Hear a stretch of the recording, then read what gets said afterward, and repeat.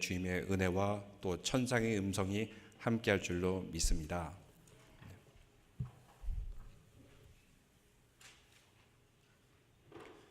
도시 사람들은 이렇게 기다리는 시간을 못 참는데 우리 내슈빌은 인내를 잘하실 줄 믿습니다.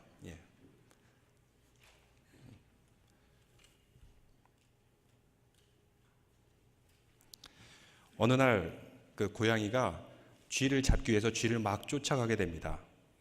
근데 바로 잡히려는 그 순간 쥐가 쥐구멍을 발견해서 쏙 도망치게 됩니다. 근데 고양이는 허탈하지 않고 가만히 차분히 있다가 목청을 다듬고 이렇게 짖습니다. 멍멍. 그러자 쥐구멍 속에 숨어있던 쥐가 이제 고양이가 갔나 보다 해가지고 고개를 내미는 그 순간 고양이가 쥐를 확 낚아채게 됩니다. 이렇게 의기양양한 고양이가 이렇게 말합니다. 요즘 같은 불경기에는 적어도 2개국어는 할 줄 알아야 돼. 여러분 최소한 2개국어는 할 줄 아시죠? 또 미국에서는 스페인시도 잘하는 것이 필요한 것 같습니다. 우리가 성경을 이해할 때도 그 언어가 가지고 있는 다중적인 의미를 이해할 필요가 있습니다. 오늘 종말론에 대해서 말씀하고 있는데 종말론도 한 가지 종류가 아닙니다. 첫째는 개인의 내세적인 종말론. 이 종말론이 있어요. 개인의 내세적인 종말론은 무엇일까요? 나 개인의 죽음, 인생의 죽음을 통해서 종말을 맞이하는 것을 의미합니다. 또 성경에 보면은 민족의 종말이라는 그 의미에서의 종말론이 있습니다. 그리고 세 번째는 우주적인 종말, 지구가 완전히 멸망하는 그 우주적인 종말도 얘기하고 있습니다.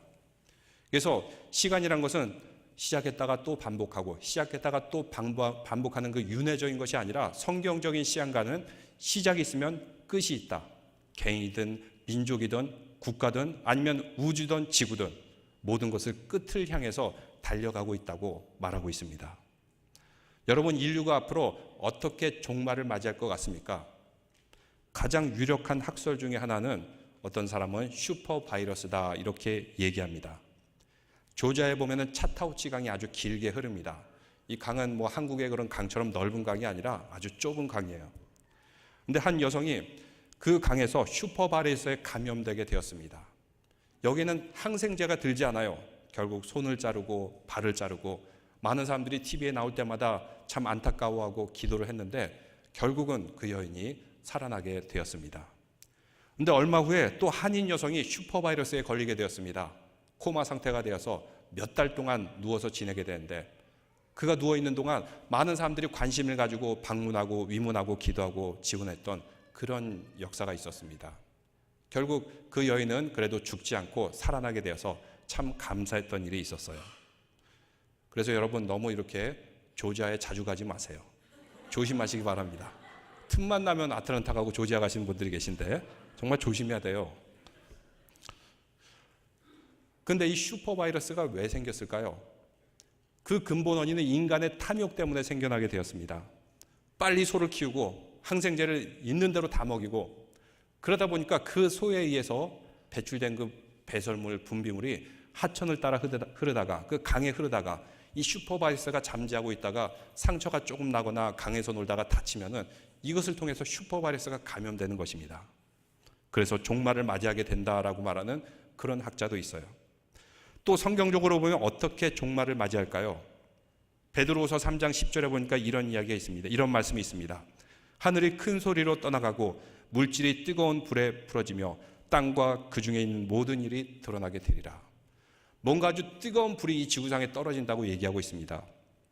그리고 3장 12절에 보니까 그날에 하늘이 불에 타서 풀어지고 물질이 뜨거운 불에 녹아지려니와. 여러분, 이 얘기를 들을 때 무엇이 상상이 됩니까? 아마도 인류는 핵폭탄이나 아니면은 운석이 떨어져서 그 불에 의해서 언젠가는 멸망하겠죠. 공룡도 운석 때문에 멸망했듯이 이 지구도 어느 순간에 가서는 운석이 막 떨어져서 그 불에 의해서 멸망당할 그런 날이 올지도 모릅니다. 그런데 그날과 그때는 알고 있습니까? 아무도 모른다고 합니다. 왜 아무도 모를까요? 알아서 유익할 것이 하나도 없기 때문입니다. 여러분, 지구의 종말을 알고 나 개인의 죽음을 아는 그 날짜를 알게 된다면 나에게 유익이 있을까요? 아니면 무익할까요? 내일 지구가 멸망해도 사과를 심는다라는 믿음이 없는 사람에게는 오히려 큰 혼돈과 혼란만 가져올 뿐입니다. 그럼 왜 하나님께서는 이 종말을 우리에게 주게 될까요? 개인의 종말, 민족의 종말, 지구의 종말. 여러분 슌페터라는 그 경제학자를 알고 있습니까? 그는 20세기 초반의 경제학자입니다. 옛날의 경제학자이죠. 근데 그가 오늘날 다시 주목을 받고 있어요. 왜냐하면 그는 창조적인 파괴라는 개념을 사용했기 때문입니다. 특히 오늘날 급변하는 시대, 소위 말해서 제4차 산업혁명이 온다고 하는 그 시대, 그가 던져준 이론과 메시지는 오늘 우리에게도 큰 교훈을 줍니다. 그는 이렇게 말합니다. 새로운 질서나 새로운 창조물을 만들어내려면 기존의 질서와 기존의 관습을 파괴해만 한다. 기존의 질서와 관습을 스스로 파괴하지 않으면 외부의 힘에 의해서 파괴당할 것이며 그래서 흔적도 없이 사라질 것이다 라고 경고하고 있습니다. 오늘날 이 모든 것들이 명확하게 드러나지 않습니까? 종말이 왜 필요할까요? 새로운 창조와 질서가 필요할 때 종말을 허락하십니다. 멜 깁슨이 제작한 영화 중에 아포칼립스라는 영화가 있습니다. 거기에는 당시 마야 문명을 이룬 사람들이 부족 사람들을 끌고 와서 잡아 죽이면서 목을 치는 그런 일들을 보게 됩니다. 사람을 죽여서 인신제사를 지내게 돼요. 근데 그 유명한 피라미드 옆에 또 호수가 있는데 그 호수에서는 아이들을 잡아가지고 아이들을 그 호수에 던져놓고 죽입니다. 작년에 우리가 선교여행 갔을 때 그 레오나 비카리온 그래서 차를 타고 좀 가면은 이제 그 유명한 치첸 이사라는 그런 피라미드 그리고 그 우물 볼 수 있는데 작년에 갔던 팀들은 아주 경건해가지고 그런 데도 안 가고 그냥 열심히 선교만 하다 왔어요. 근데 미국 사람들이 항상 호기심이 많잖아요. 정말 저 우물에 아이들을 빠뜨려 죽였을까 해가지고 잠수부가 들어갔더니 정말 그 호수 안에 100여 명이 넘는 아이들의 뼈들이 발견됐다는 것입니다. 수없이 아이들을 죽이고 수없이 사람을 끔찍하고 잔인하게 죽여서 제사를 지냈던 그들. 근데 그 영화 마지막에 이런 장면이 나옵니다. 저 멀리서 아마 서양의 배 그리고 그 함선들이 막 오는 장면이 보이면서 그 영화가 끝이 나게 됩니다. 이것이 무엇을 암시할까요?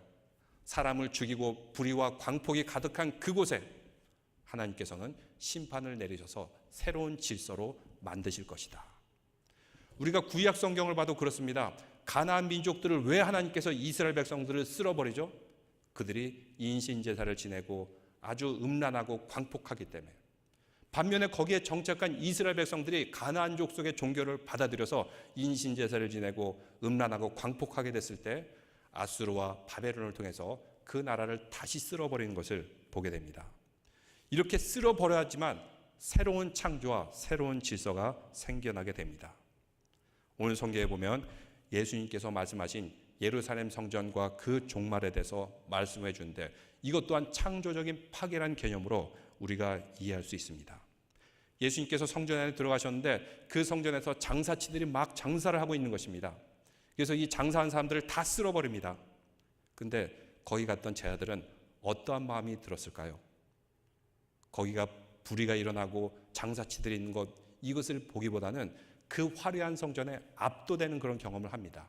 여러분 사진 하나 보여주시겠습니까? 그래서 1절 말씀에 보니까 예수께서 성전에 나가실 때 제자 중 하나가 이르되 선생님이여 보소서 이 돌들이 어떠하며 이 건물들이 어떠하니까.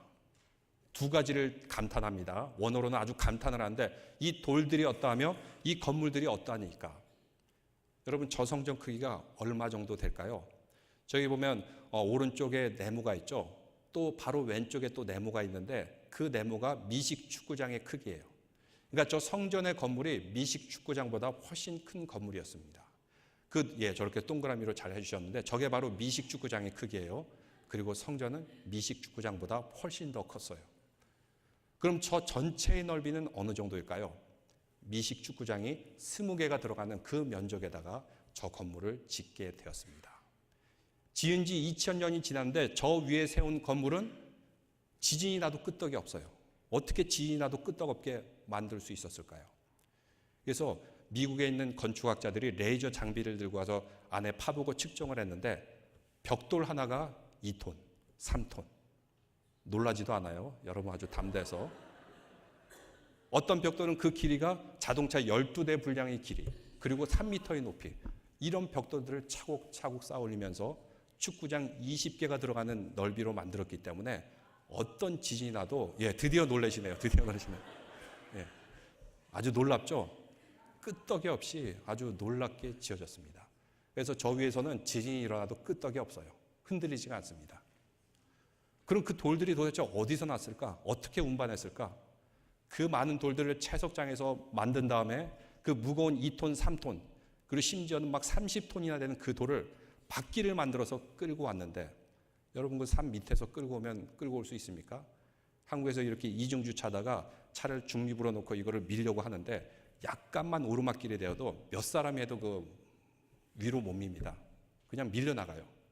그 무거운 돌을 어떻게 저 위에, 저기는 산악지대이고 아주 높은 고지대인데 올릴 수 있었을까? 그래서 사람들은 연구를 해보니까 밑에서 위로 올린 것이 아니라 더 높은 산에서 채석을 해서 밀고 내려왔을 것이다 라고 추측을 하게 됩니다. 저 웅장한 성전을 보면서 어떤 느낌이 들었을까요? 그래서 종교학적 용어로는 누미노제라는 그런 단어를 사용하고 있습니다. 누미노제. 이집트의 피라미드, 스핑크스, 그리고 룩소르라는 그 신전, 그리고 요르단에 있는 페트라, 거기에 있는 그 성전들을 보면은 그 어마어마한 크기와 아름다움과 화려함에 의해서 사람이 압도가 되는데 두려움과 호기심, 그리고 경외하는 마음이 생기게끔 만드는 그런 건축 양식. 예수님이 제자들도 놀랐습니다. 그래서 보니까 1절에 제자 중 하나가 이르죠. 이 돌들이었다며 이 건물들이 어떠하니까? 그 거대한 돌, 이 건물. 제자들은 깜짝 놀랐지만 여러분은 안 놀라는 거 보니까 여러분이 믿음이 훨씬 더 좋은 줄을 믿습니다. 예수님도 별로 안 놀랐어요. 그래서 2절에 말씀하시기를 오히려 이렇게 말씀하시는데, 2절을 읽어보겠습니다. 예수께서 이르시되 내가 이 건물들을 보느냐? 돌 하나도 돌 위에 남지 않고 다 무너뜨려지리라 하시니라. 저렇게 큰 건물, 단단한 건물인데 어떻게 되겠습니까? 라고 했지만 예수님은 그냥 돌 위에 돌 하나도 남지 아니하리라. 간단하게 아주 파괴시켜버리는 것을 보게 됩니다. 나중에 어떻게 되었습니까? 저 건물을 짓기 위해서 예수님이 태어나기 15년부터 60년까지 계속해서 그 건물을 지어나갔는데 결국 70년이 되었을 때 로마의 티투스 장군이 예루살렘을 포위합니다. 거기에 100일 동안 갇혀 지내던 저 성 안의 백성들 어떻게 됐겠습니까? 굶주리고 비참한 상황에서 결국 로마군들이 쳐들어오게 되었는데 저 성을 무너뜨리기 위해서 불을 지릅니다. 저 성을 무너뜨리고 저 성을 장식하기 위한 화려한 금과 보석들 나중에 다 녹여서 떼어가 버립니다. 돌 위에 남아있는 돌도 무너뜨린 다음에 또 떼어나고 또 떼어나가고 하면서 정말 돌 위에 돌 하나 남지 않고 다 없어져. 지금은 흔적도 없이 사라졌는데 남아있는 유일한 것이 있는데 그것은 바로 통곡의 벽. 그거 하나만 달랑 남아 있습니다. 한번 통곡의 벽을 보여주겠습니까? 고대 시대에 지었는데 저렇게 높은 벽을 지었어요. 저 벽 하나만 남아서 당시 건물이 어떠했는지 그 유적을 통해서 추정해서 아까와 같은 그림을 그릴 수 있었습니다. 이렇게 아무리 화려한 성전이지만 이것이 순식간에 무너질 수 있다라고 예수님께서는 놀라운 말씀을 하게 됩니다. 근데 이 말을 들었을 때 그 백성들은 어떤 마음이었을까요?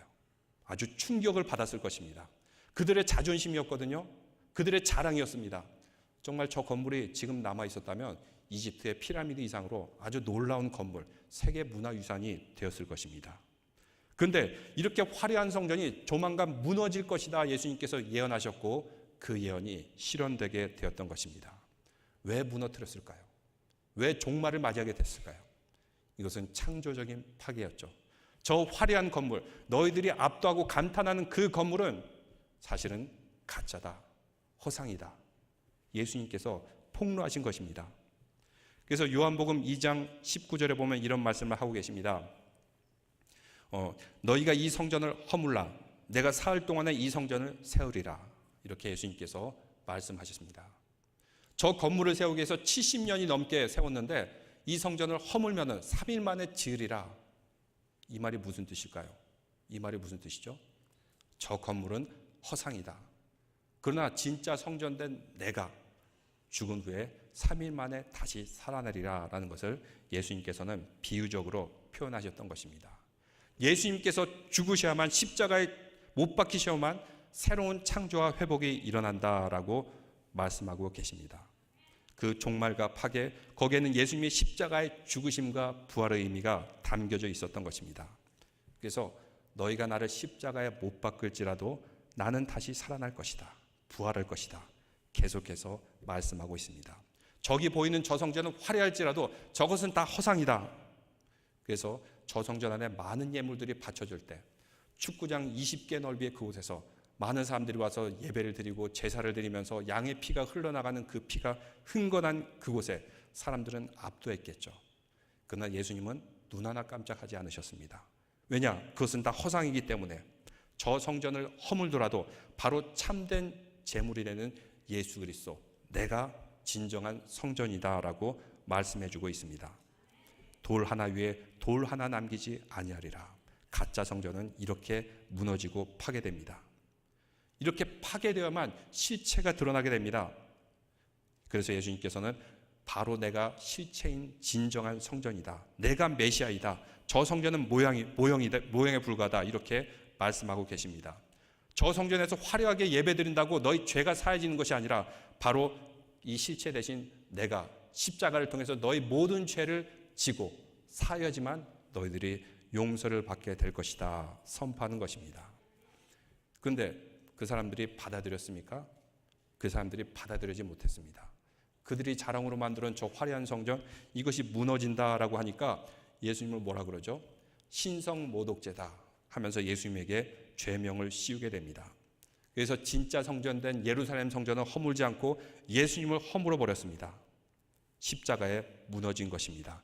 가장 잔인한 방법으로 예수님을 무너뜨리게 되었던 것입니다. 예수님이 이것을 허락하셨습니다. 십자가에 못 박혀 죽으시고 그리고 무덤에 묻힌 후 3일 만에 다시 살아나셨습니다. 왜 이렇게 허물어졌을까요? 그것은 새로운 창조와 그리고 새로운 회복을 위해서 예수님께서 종말을 맞이하고 다시 부활하신 것입니다. 만약 예수님의 무너짐이 없었다면 인류 구원을 위한 창조적인 파괴가 없었을 것입니다. 그리고 예수님은 실체되셔서 무너지셨고 하나님께 우리의 모든 죄를 짊어지고 제물이 되셨던 것입니다. 그런데 예수님이 이 말씀한 후에 그의 제자들도 계속해서 이 말을 하였습니다. 스데반도 그랬습니다. 화려하게 지어진 저 성전 앞에서 하나님은 저 성전 안에 계시지 않는다. 하나님을 담을 수 있는 것은 이 세상에 어느 곳도 없다. 이렇게 말하니까 유대인들이 저것 또한 신성모독이다. 그래서 사도 바울도 그 당시에는 스데반을 돌로 쳐서 죽이게 되었다라고 우리가 사도행전을 보면 나오고 있습니다. 왜 스데반이 그런 메시지를 선포했을까요? 스데반도 아무리 화려할지라도 저것은 가짜 성이다. 예수 그리스도만이 진짜 제물이고 우리의 참된 성전이 되신다. 이렇게 메시지를 계속해서 선포했던 것입니다. 그러면 이 말씀의 교훈과 메시지가 무엇일까요? 여러분, 이 말씀을 통해서 무엇을 알 수 있습니까? 근데 제자들은 이렇게 묻습니다. 4절에 보니까 3절에 보니까 야고보, 요한, 안드레가 조용히 묻되 우리에게 이르소서 어느 때 이런 일이 있겠사하며 이 모든 일이 이루어지려 갈 때 무슨 징조가 있사오리까? 제자들은 일종의 그런 관심이었던 것입니다. 저 성전이 언제 무너지겠습니까? 예수님께서 무너뜨린다고 했으니까 무너지긴 한데 그때가 무엇입니까? 언제입니까? 그것을 알면 자기들도 도망칠 때 도망치려고 예수님께 이렇게 물었던 것입니다. 이 말이 무슨 의미가 있을까요? 사람에 의해 세워진 사람의 자랑은 언젠가는 다 종말을 맞이하고 무너질 것이라는 의미입니다. 우리가 이렇게 예배당에서 예배를 드립니다. 예배의 본질이 무엇입니까? 우리는 예배를 드리면서 먼저 하나님의 음성을 듣습니다. 그리고 여기서 끝나는 것이 아니라 다시 우리가 하나님께 응답하는 그 자리, 바로 그곳이 예배인 줄로 믿습니다. 하나님께서 말씀하시고 우리가 응답하는 자리. 그래서 우리가 찬송 부를 때도 힘차게 부르고 하나님께 경배할 때도 힘차게 경배하고 바로 응답과 말씀이 있는 곳이 예배입니다. 나를 기쁘게 하고 내 기분 좋게 하는 것이 예배가 아닙니다. 이런 의미에서 봤을 때 인간을 위한 예배 그리고 인본주의적인 것들은 결국은 다 무너뜨릴 것이다. 왜냐하면 모형이기 때문에, 그래야지만 실체 되신 예수 그리스도가 드러나기 때문입니다. 우리의 인생도 그렇고 우리가 성경에 봐도 이런 모습들을 많이 볼 수가 있습니다. 구약 성경에 보면 모세가 이와 같았습니다. 그는 이집트의 공주의 아들로 자라면서 많은 것을 누렸습니다. 그리고 그가 나이가 40이 되었을 때 자기 민족을 위해서 그만 한 이집트의 그 감독 관리인을 죽였는데 이것이 들통이 났어요. 그가 그동안 이집트의 그 공주의 양아들로 자라오면서 쌓았던 모든 것 한순간에 무너뜨려 나고 다 버려야 됐습니다. 도망갔는데 어디까지 도망갔죠? 미디안 광야, 사우디아라비아 이쪽 끝에서 저쪽 끝까지 있는 곳을 향해 힘껏 도망치게 됩니다. 살기 위해서. 그 미디안 광야에서 그는 나그네로 살게 됩니다. 어떤 변화가 일어났을까요? 그동안 쌓아뒀던 모든 것들을 다 내려놓고 일시에 무너뜨려 버리고 새롭게 시작했습니다. 그 광야에서 어떤 변화가 일어났습니까? 모세가 광야에서 두 아들을 낳게 되었는데 첫째 아들의 이름이 무엇인지 압니까? 첫째 아들 이름 게르솜. 무슨 뜻이죠? 나그네. 그러니까 자기 아들 이름을 지으면서 나그네다라고 짓습니다. 여러분 어떻게 이 나그네라는 이름을 지은 것이 쉽겠습니까? 별로 이렇게 좋지 않은 이름인데. 그런데 나그네로 살던 그가 이제 두 번째 아들을 낳게 되었습니다. 두 번째 아들의 이름 무엇이죠? 엘리에셀.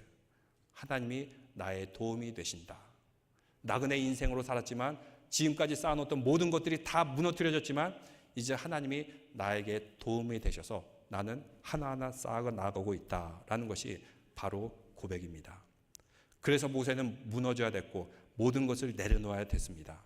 그래야만 내 중심이 아니라 하나님 중심으로 집중되기 때문에 그렇습니다. LA에서 사랑의 교회에서 이제 매년마다 정기적으로 제자훈련 세미나를 하게 됩니다.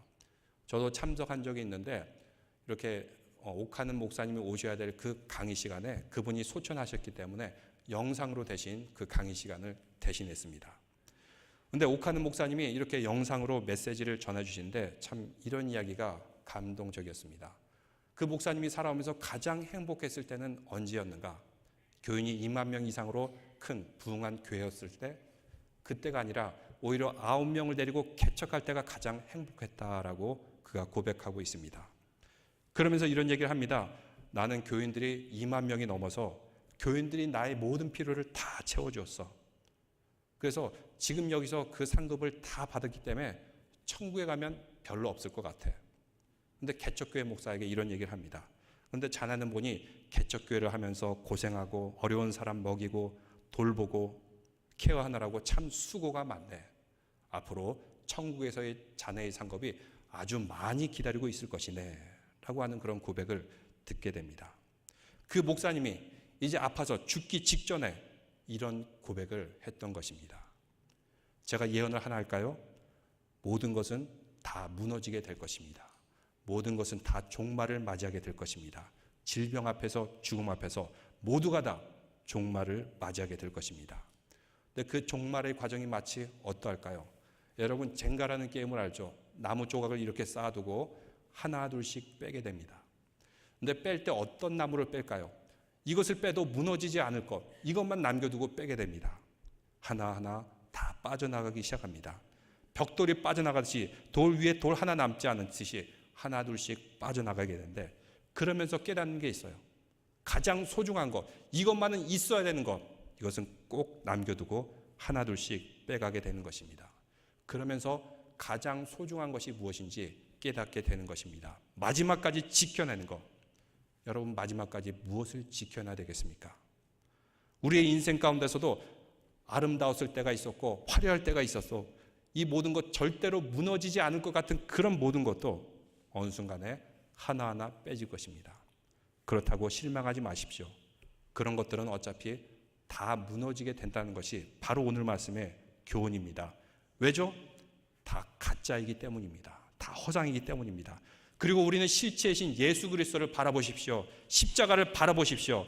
나 중심이 아니라 하나님 중심으로 우리의 생각을 전환해야 됩니다. 그리고 무너질 때가 되어서 인생의 종말을 맞이하게 되어서 우리는 그때 무엇이 가장 소중한지 깨닫게 되는 것입니다. 그래서 무너져야 종말을 맞아야 창조적인 파괴가 있게 되고 그 다음에 새로운 회복의 역사가 나타나게 될 줄로 믿습니다. 오직 예수 그리스도만이 우리의 인생 주인 되심을 명확히 드러내는 우리 모두의 인생이 될 줄로 믿습니다. 다 함께 자리에서 일어나신 후에 찬양 드리겠습니다. 주님 다시 오실 때까지